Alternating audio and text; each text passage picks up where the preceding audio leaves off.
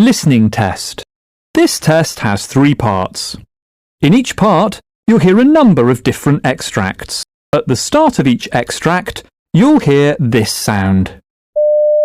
You'll have time to read the questions before you hear each extract, and you'll hear each extract once only. Complete your answers as you listen. At the end of the test, you'll have 2 minutes to check your answers. Part A. In this part of the test, you'll hear 2 different extracts. In each extract, a health professional is talking to a patient. For questions 1 to 24, complete the notes with information you hear. Now look at the notes for Extract 1. Extract 1, questions 1 to 12. For questions 1 to 12, complete the notes with a word or short phrase. You now have 30 seconds to look at the notes.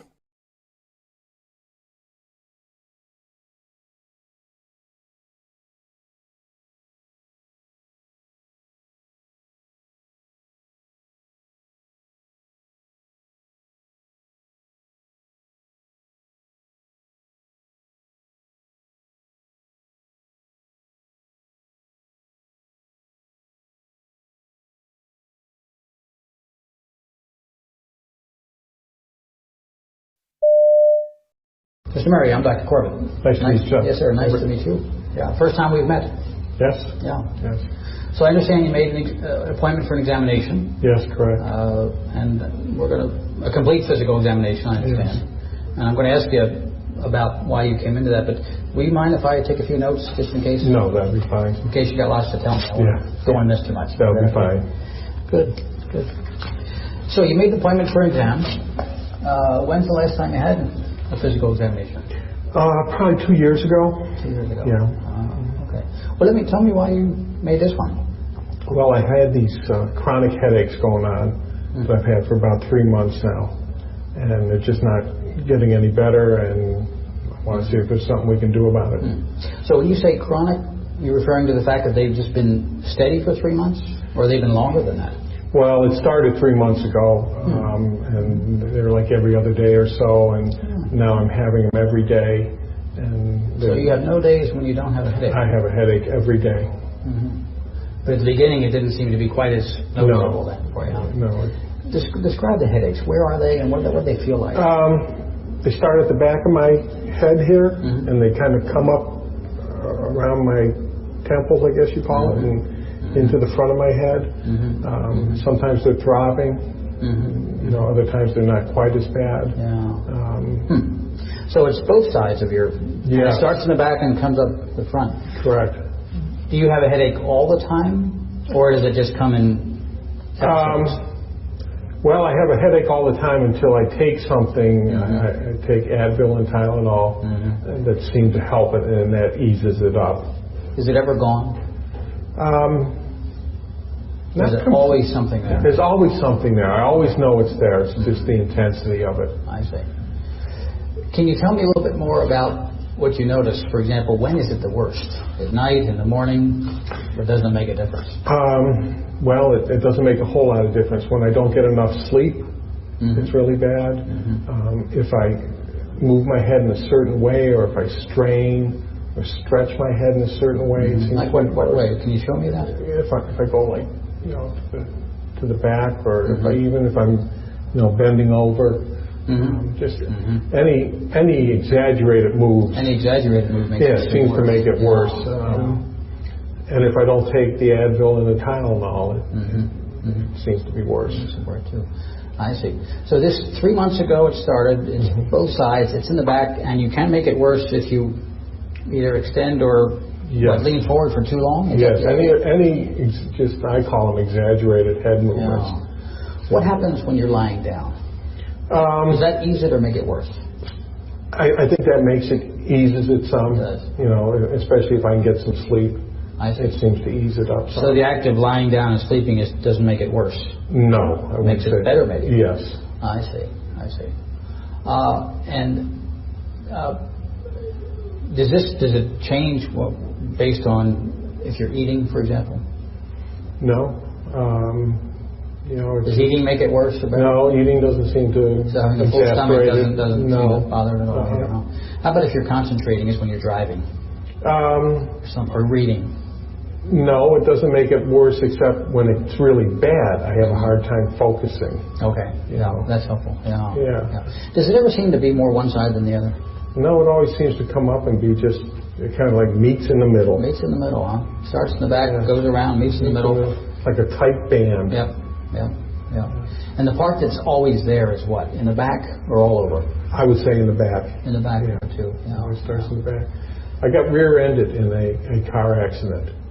And I can remember my neck got jerked, and I had a sore neck for a couple days, and then the headache started shortly after that. So that accident started this thing off? That's when it all started. You had no headache before this? No, I had no... That's helpful. No previous headache. So tell me about that. How fast were they going? Well, it wasn't very fast. It was in a parking lot, and I was backing out, and somebody else was backing out the other way, and we met. And I just remember that jerk of my head, and having a stiff, sore neck. So both cars couldn't have been going more than start up? Yeah. Okay. 5 miles an hour or something like that. Did you strike your head when that happened? No. Did you recall? Not that I recall. No. I just remember it kind of being, I guess they call it whiplash. Did you get out of the car right away? No, I sat there for a few minutes, and then I got out of the car. It startled me. Did you? Yeah. Then you said the headache started after that. How long after the actual accident did the headache start? 3 or 4 days after. So it wasn't right away. There was a little bit of a warm-up. Yeah. There was a kind of an interval in there where you felt fine. I see. Did you think that you had hurt yourself? I didn't think I really had hurt myself. I didn't, I felt startled and, just kind of shaken, but I didn't feel like I was really injured. Okay. I didn't go to the hospital or anything like that. Yeah. Have you, and you said you take some things for it. What actually helps it? What do you? Tylenol and Advil. I take, I guess it's... How much do you take? I take a lot. I take 16 Advils, 4 tabs, 4 times a day. Wow. And I take... Self-prescribed? Yes. 2 Tylenols 4 times a day. So I'm taking... 8 Tylenol and 16... 24 pills a day. Wow. I take it you warmed up to that you weren't using it. Right.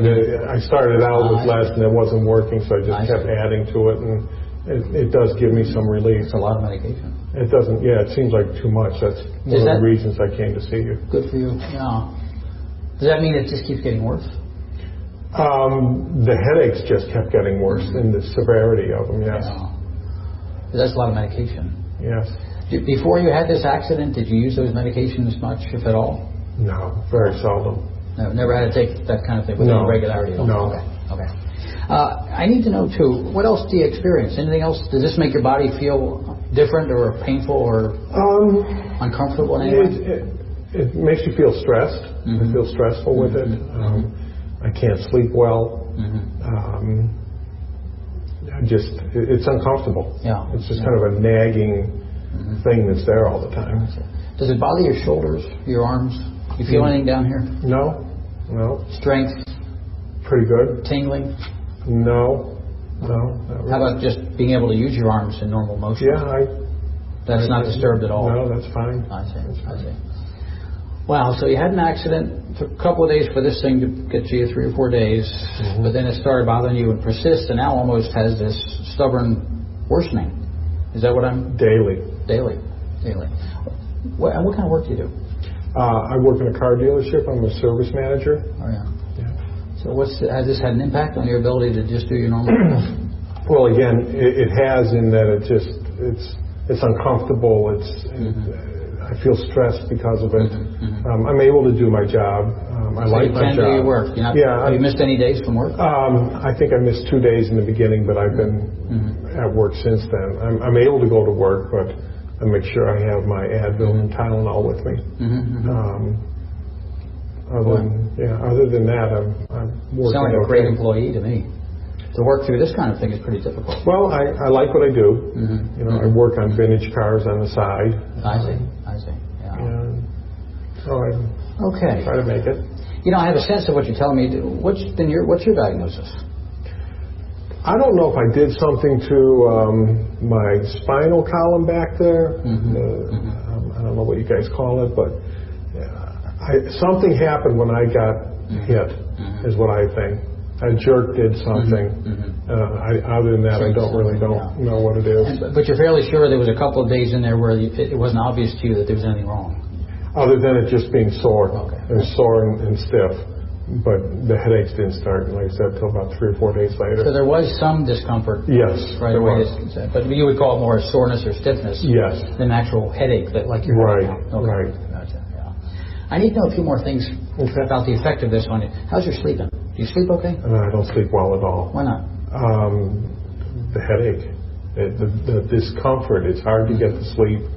I sometimes can get to sleep and then the headache wakes me up. So my sleep patterns have been totally disrupted. So how much sleep are you getting at night compared to what you'd like to get? Well, I used to sleep the night through, which was probably at least 8 hours. And I'm probably up 3 and 4 times a night now. Wow. And how long is that? I would call it a sleep deficit. How long has that been going on? Well, this happened 3 months ago, probably 2.5 months now. Because it wasn't as bad in the beginning, but they did just get worse. Did you consult with anybody else, or you've been just toughing this out on your own? Just been toughing it out on my own and trying to, hoping it will go away, but it's just getting worse. But you have been able to do your work, think, use your hands? Yes. Nothing disturbing that way, huh? No. Gotcha. Anybody else know? Did your wife, are you married? Yes, I am. You've been talking to your wife about this? She certainly knows.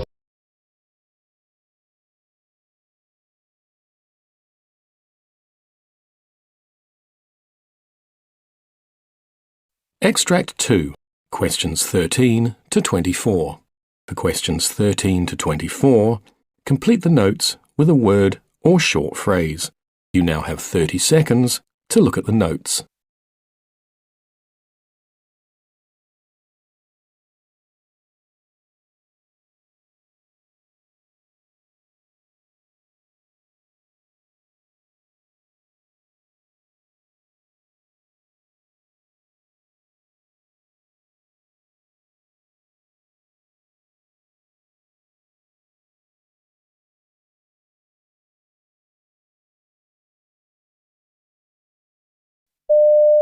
Could you please state your name and your birth date?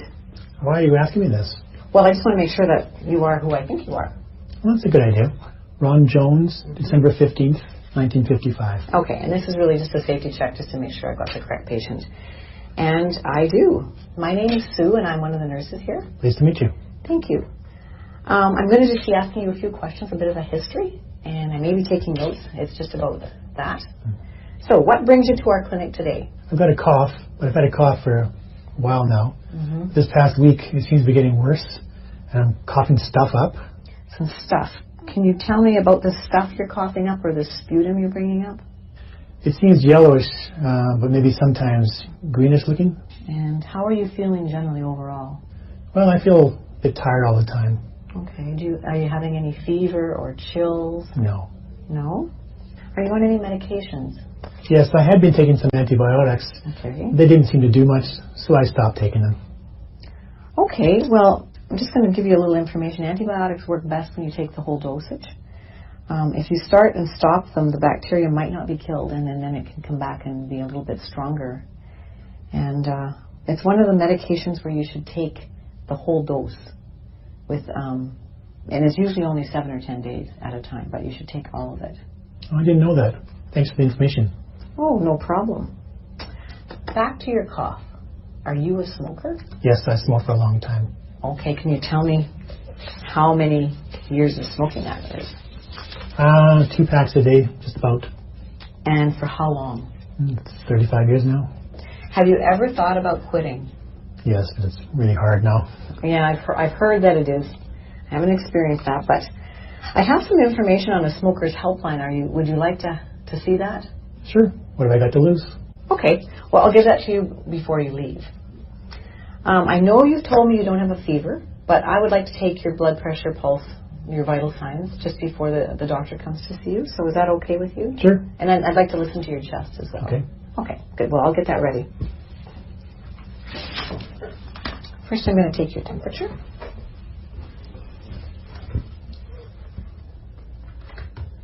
Okay. So just stick this under your tongue. I'll hold it because it's kind of heavy. Should be beeping in a minute. Great. Okay. I'm just going to put this in the garbage.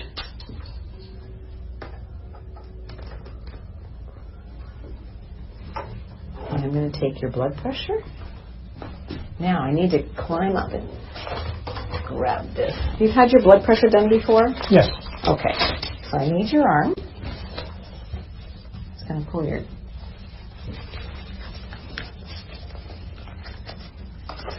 And I'm going to have to get my stethoscope. And have you had your blood pressure done before? Yes. Okay. Do you know what it is? No. No. Now I'll take your blood pressure.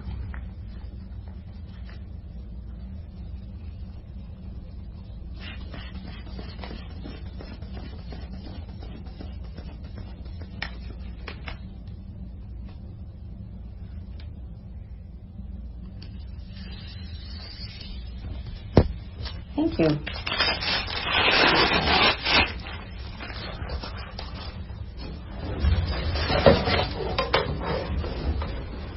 Now, lastly, I'll check your pulse. Excuse me.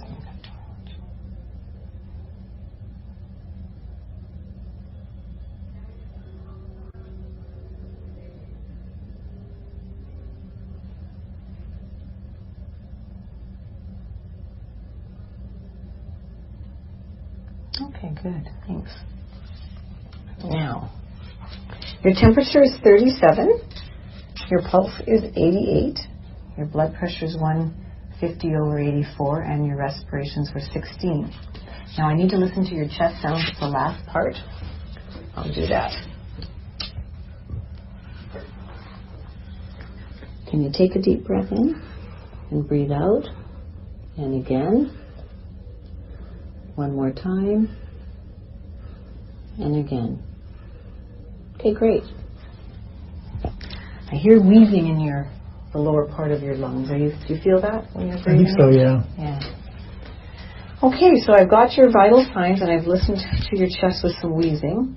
The doctor's going to be coming in next. I'm just going to give her the results of what I've just done, and she'll come and visit with you, and then I'll see you after that. Okay. Okay, Thanks. good. All right.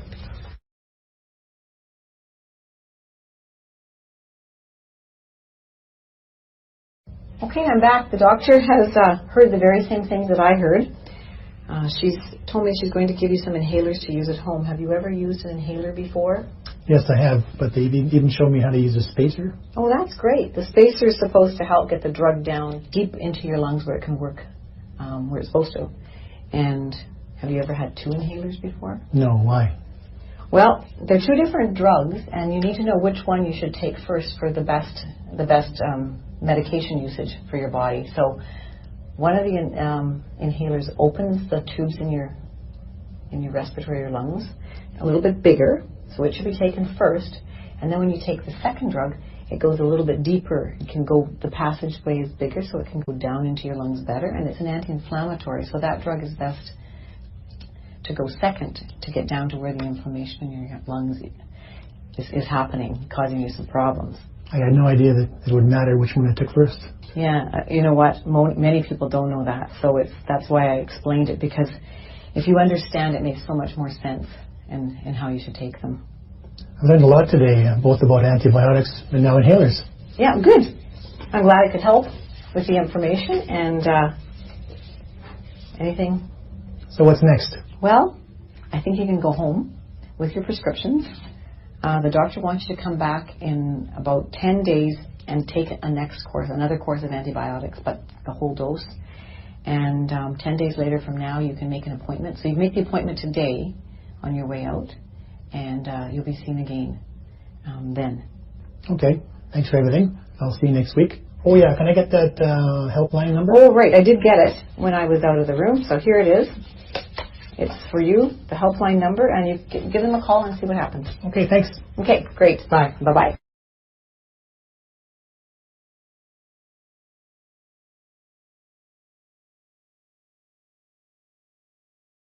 Part B. In this part of the test, you'll hear 6 different extracts. In each extract, you'll hear people talking in a different healthcare setting. For questions 25 to 30, choose the answer A, B, or C, which fits best according to what you hear. You'll have time to read each question before you listen.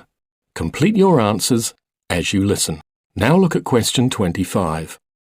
Now read the question.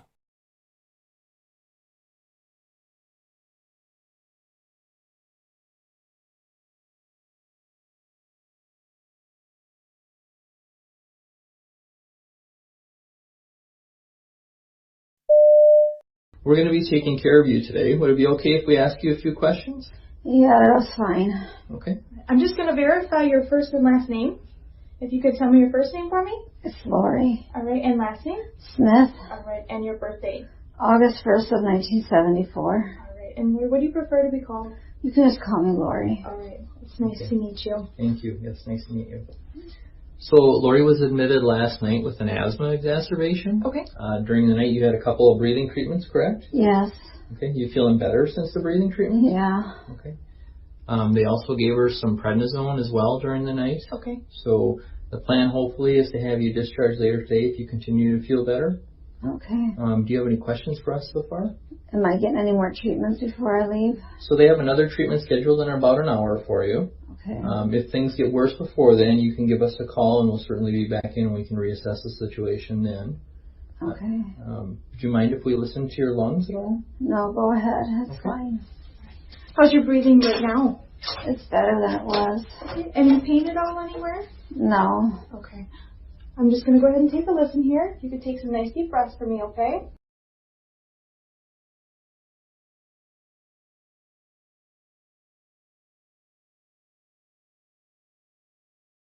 Question 26.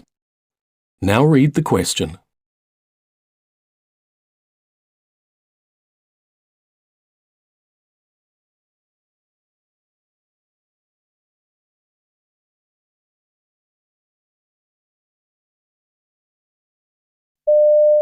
Excuse me, I'm a little chilly. Can I have that blanket, please? What? What do you mean? The blanket. I'm a little cold. Did we do surgery on your arm? Excuse me? Did we do surgery on your arm? No, but I'm in a lot of pain. I want to see you go grab that blanket and pull it up. There is no reason why you can't pull that blanket up. I have a lot of back pain now. Can I have some medication? Well, you're supposed to be in pain. You had surgery, so you're going to be in some pain. Hold on a minute. I have a lot of pain though, ma'am.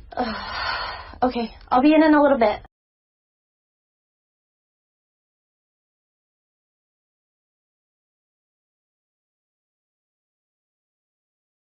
Question 27. Now read the question.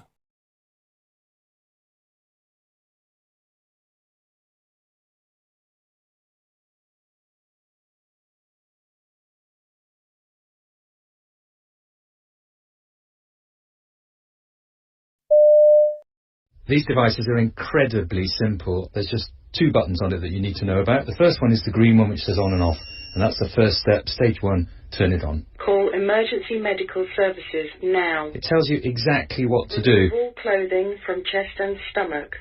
Peel off the pad labelled 1. Now we've got the pads on the patient's chest. The next thing is the device will analyse the rhythm and recommend a shock if appropriate. Patient. Shock advised. Stand clear. It's asking me to press the button to give the shock. Shock delivered. So that's the shock delivered. Now what will happen is that you'll carry on doing CPR if appropriate, and the machine will go into a cycle then when it reanalyses and gives further shocks if need be. But all you need to do is just listen to what it's telling you. Begin CPR now. And this one's even got a little button that if you press it, it'll give a sound prompt so you can get your CPR at exactly the right rate. Trust me, if I can work one, so can you.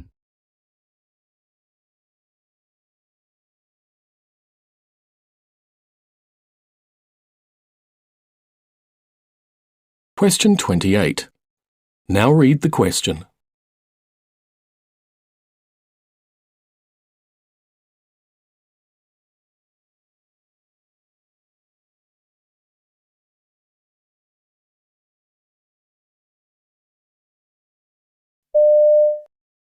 So you as a doctor may be seeing dozens of patients in a single day.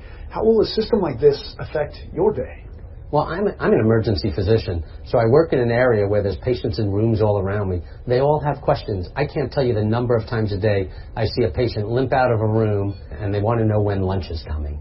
If we could get them the answers without them having to come out and search for someone to answer the question, it's a win for everybody.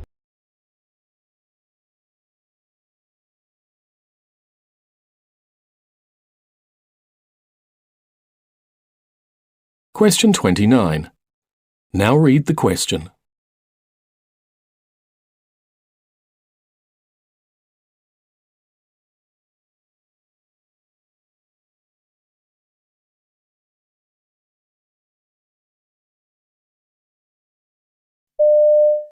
You know, nurses often play an integral role in all of our lives. They're the comforters and caregivers in the best and worst of times. And this week is National Nurses Week, by the way, and Perry has a very touching story of a nurse and her patient.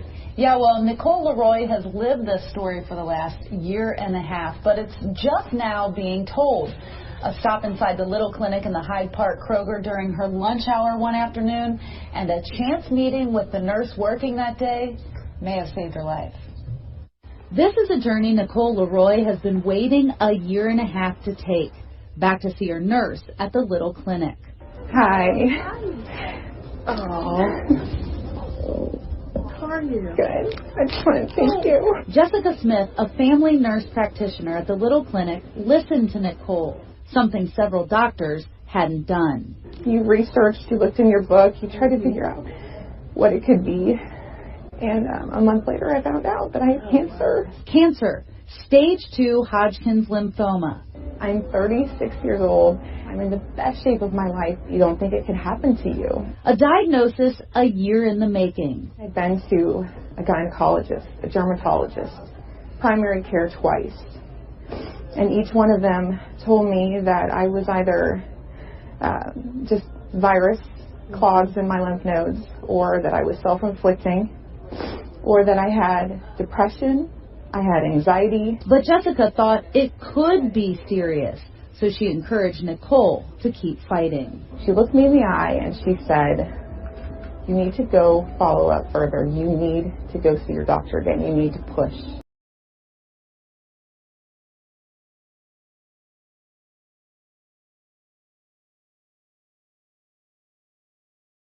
Question 30. Now read the question.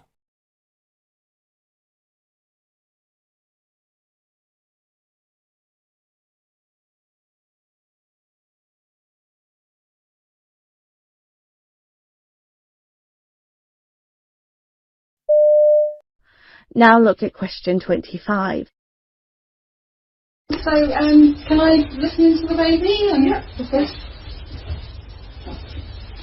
Are you managing to do any exercise at all? Not really. No. I go for walks some evenings, but not every evening. Well, walking's really good. Yeah, you can practice on your back and pop your hands down. And how many weeks are you now? 22. That's great. That's really good. So I'm just going to feel around. It's funny. Did they do this at the hospital? No. Okay, so I feel the biggest part of the baby is the head. You start feeling to the head or the bottom. The hardest parts are the bottom and the head. Okay. And then with my hands doing this gently, the baby's being moved in the fluid. Yeah. And I can feel it go soft. You're comfortable? Yeah. It's not easy with a camera on you, is it? And I can just feel the back of the baby, which is over on this side. Okay. And then this might, because I'm pressing down, so take a breath in. And as I press down, it might be a little bit uncomfortable. You breathe out, go. Oh, very good. I can do that again. And then breathe out. Okay. So the head's down. That's the bottom then we're feeling here. This bit here, because the widest part is down there. There's plenty of space. Yeah.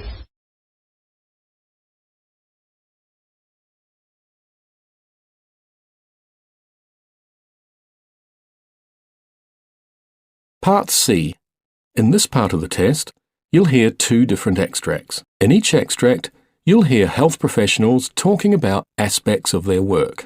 For questions 31 to 42, choose the answer A, B, or C, which fits best according to what you hear.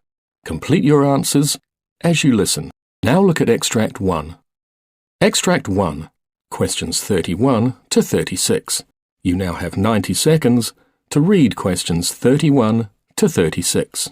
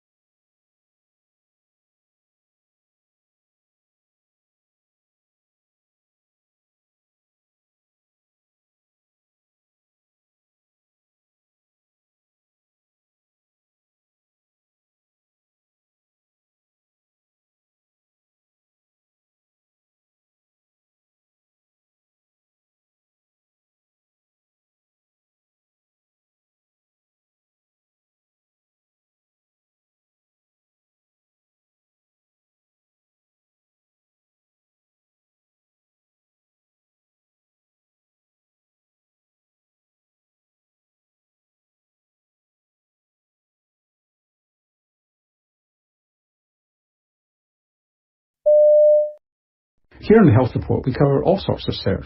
The Mediterranean diet, what fat is right for you, how much salt is safe, diets to protect you from diabetes, early death, heart disease.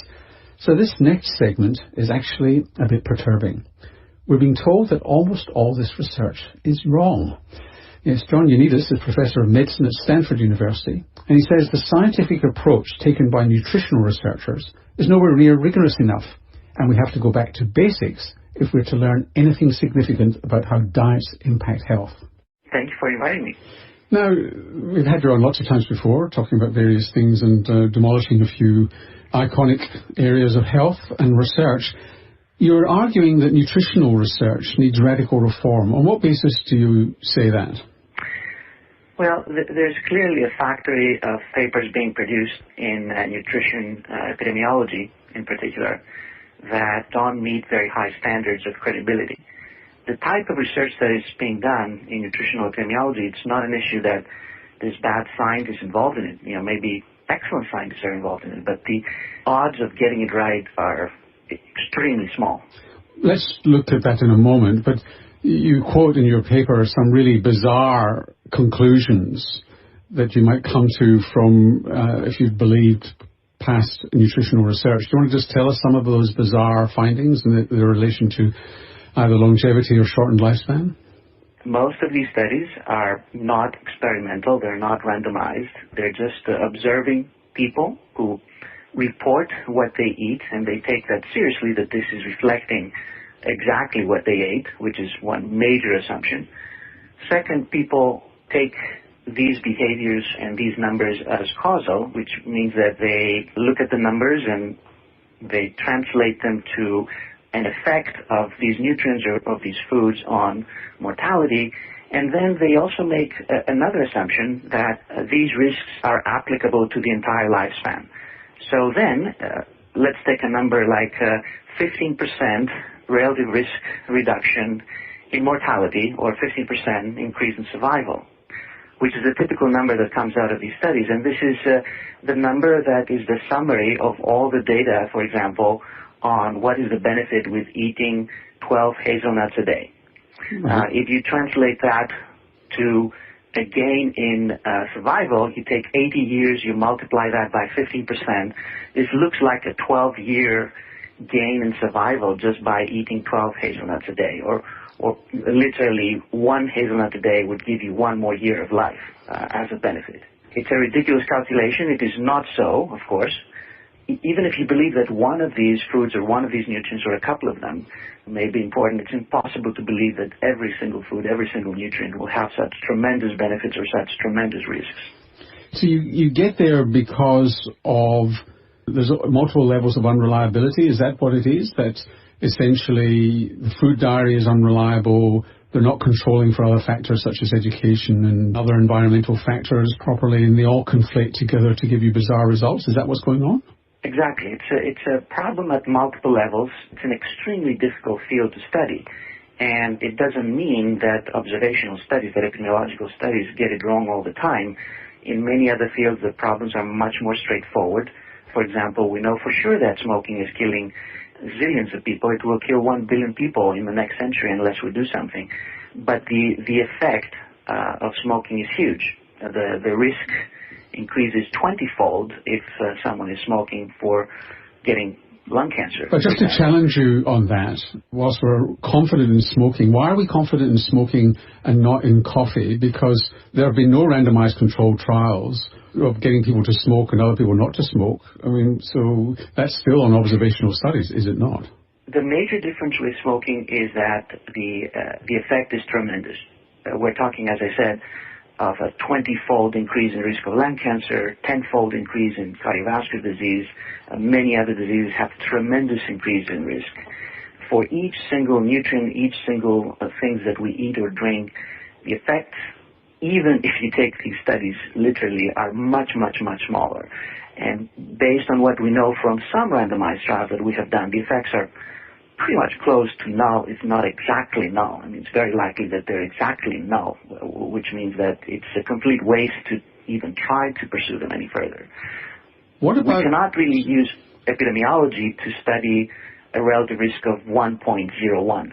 We can do it to study a relative risk of 20, which is what's the case for smoking. And just to dissect that out for people who don't know the statistics, is that 1.01 is, there's no effect, 1.01 is just tiny, whereas 20, an effect of 20 is 20 times the risk. So 1.01 is just a little bit over what would be normal and probably within normal limits. So what about eating patterns? I mean, you yourself have been involved in trials of the Mediterranean diet. So I think that eating patterns, in theory, might be able to get you a little bit of that complexity of all these nutrients interacting together. But even those are very difficult, if not impossible, to study within an observational context. Again, you have most of these problems operating. Number one, you need to ask people what type of eating pattern they're following, and responses may be accurate or very often may be very inaccurate, especially if you try to recall what you ate and tell what you're doing. Just try it to yourself and see whether that information would be reliable. The second problem is that you still have extreme complexity among all these nutrients. We have over 200,000 different foods that you can combine in different ways. There's no clear eating pattern that each one of us is following. We follow different eating patterns in different periods of our lives and different days even. And it also changes all the time. If you superimpose the way that we react to all of these chemicals that we digest, our metabolic profile, also our genetic profile might affect how we react. Circumstances, our environment, socioeconomic factors that dictate what we decide to eat or not eat, and what we do or don't do with our life at the same time, it's an extremely complex system.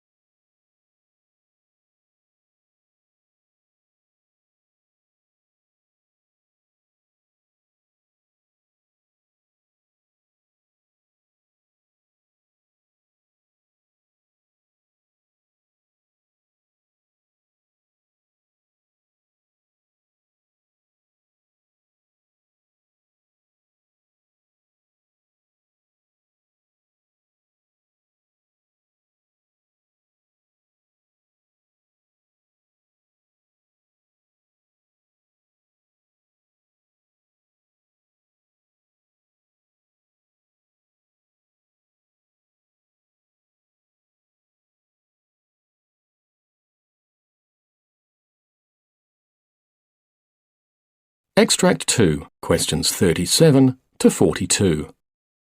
You now have 90 seconds to read questions 37 to 42.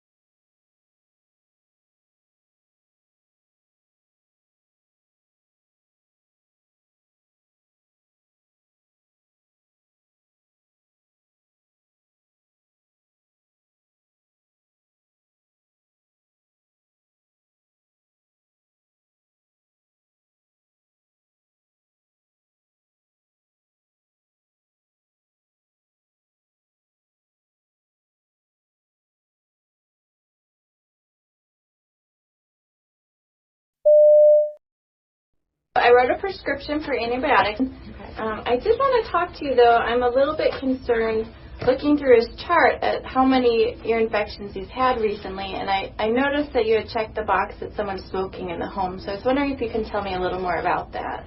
Well, it's just me and him, and I do smoke. I try really hard not to smoke around him, but I've been smoking for 10 years, except when I was pregnant with him. But it's so stressful being a single mom and having a full-time job, and so that's why I started smoking again. You have a lot of things going on, and smoking's kind of a way to relax and de-stress. Yes, yeah. Some people have a glass of wine, I have a cigarette. Sure. And it sounds like you're trying not to smoke around him. Why did you make that decision? I know it's not good for him. I mean, I've read those things about ear infections and asthma and stuff, but other kids have ear infections and their parents don't smoke. So on the one hand, you're worried about how your smoking might be affecting him, and on the other hand, you're not so sure if it's really the smoking that's causing these problems. Right. Yeah. I mean, he doesn't have asthma. He hasn't had a lot of other problems that his other friends have. So, and I've thought about quitting before in the past, but I just don't see how it's possible right now. What made you decide to quit smoking when you were pregnant? Well, he was inside me, and we were sharing everything, and I knew that he would get some of that, and I just didn't think I could live with myself if something happened to him. Right now, though, it feels almost too difficult to even manage or even to try. Yeah, exactly. How were you successful when you quit before? I don't know. I think about it now. I don't even know how I did it. I just did it. I just couldn't imagine like him not being born or going into labor early and him having problems and stuff like that, all the stuff that they talk about with women who smoke. So that was just enough to say, okay, you know what, I'm not going to risk that. Mm-hmm. So the risks were so scary then that you were able to stop. But they don't feel as scary to you now. No, I mean, we're two separate people, and like I said, I try really hard not to smoke around him. I'm pretty good about that. I don't let other people smoke around him. You're doing the best you can do. Yes. Yeah. Okay. But it sounds to me, too, like part of you really does want to quit. Yeah, I know that I need to, and I keep, every new year, I say, okay, this year I'm going to quit smoking. But then something happens, and it just doesn't. It's on your to-do list, it's just not making it to the top. Yeah. If you did decide to quit, on a scale of 1 to 10, where 1 is not at all confident, you don't think you could do it, and 10 is you feel pretty certain that you could, where do you think you fall right now? Probably like a 5. kind of in the unsure area. Like, I know I've done it before, so I know I can do it, but at the same time, it just seems really hard, and it's not the same situation. Well, what made you say 5 rather than 2 or 3? I know all the ways it's bad for me, and I don't want him to grow up thinking that it's okay to smoke. I don't want him to use any kind of, I don't want him to chew or anything like that. So I know I need to, especially before he gets old enough to understand what mommy's doing, but I just don't know if I can do it. Okay. So it sounds like you have a lot of reasons why you'd like to quit. You have been successful quitting in the past, and right now you're just feeling a little bit hesitant about your ability to do it. Yeah. Where do you think we should go from here? I don't know. I'd like some help. I just don't know what kind of help I need. Sure. Well, if you'd be interested, that's something I can definitely talk to you about. There are a lot of new options that can actually help people be way more successful in their attempt at quitting. There's different medications you can try. I don't like medicine. Okay. There's also a lot of support groups and classes that you can take where you have other people to go through it with you, and sometimes just having that support can be a big part of it, especially for people like you where smoking is such a stress reliever. That sounds nice, but I'm not sure if I have the time for all that. Sure. It feels like something that would take up a lot of time and maybe not fit into your life. I wonder if we could talk about some options that might fit into your life. That would be really nice. Okay. Well, if you're willing, then we could set up another appointment where you could come in and we could talk more about that. I would like that. That would be great. Great. Thank you. Sure.